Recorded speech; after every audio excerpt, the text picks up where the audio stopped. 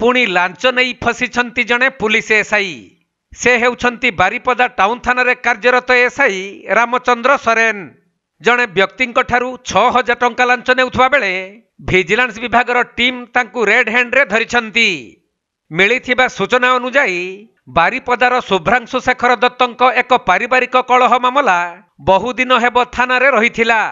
आउ सही अभियोगर तदंतकारी ऑफिसर भावे एसआई रामचंद्र सोरेन रहिथिले।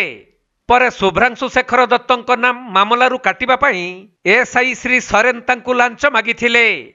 जहाकु नै शुभ्रांशु विजिलेंस विभागर द्वारस्थ हेबा परे लांचुआ पुलिस एसआई को धरिबा पई बारिपदा विजिलेंस विभाग योजना प्रस्तुत करिथिला।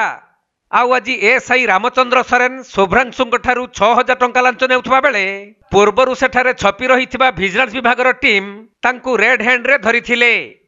हमर गोटे एलिगेशन हेतिला शुभ्रांशु शेखर दत्त तांको बाबा नाला Sudhanshu Dutta Dipusahi ward number 12 Baripada town से एलिगेशन करथिले एसआई रामचंद्र सोरेन एसआई अछंती टाउन थाना रे तांकर नारे गोटे केस हेची बारिपदा टाउन केस नंबर 52/2024 सेथिरे तांकर ना काटिबा पई चार्जशीट रे काटिबा पई से गोटे 6000 टंका डिमांड करथिले। से अनुसार से अभियोग करथिले काली आउ आमे सेटा को बालेश्वर एसपी विजिलेंस सर को पठे देथिलु रिपोर्ट।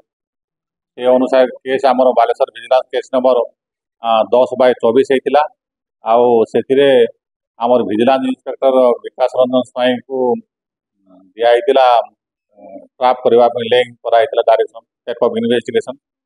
आउ मु लीडर थिली। आज हमर सरकारी साथी सब आसथिलु आउ ताकू फोन जेते बेले से पैसा मागितिला बालेश्वर बुले को आसो बोली आउ आमे जइथिलु। ताबरे 1:40 रे से कंप्लेंट जे अछंती शुभ्रांशु शेखर दत्त तांकू आउ तांको बापा को से डाकी नै गला तांकर घर पाखो को एसै तांकर जागा जो रोचंती मधुबन बारिपदा सेथिरे से पैसा 1:40 समय 6000 टंका लांच नेबा समय विजिलेंस ताको धरि।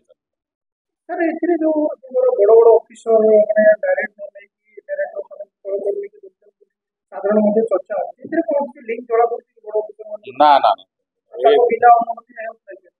ना ना एथिरे तांको नारे स्पेसिफिक डिमांड थिला माने एलिगेशन थिला आ से अनुसार केस होई। किंतु सर एबे भी देखियो कि टाउन जगह रे विभिन्न जगह रे कोई ज्यादा होते बार बोझ हम नजर आसी ना हमर जहा आसीबो खबर जहा हम खबर आसो संगे संगे एक्शन ले।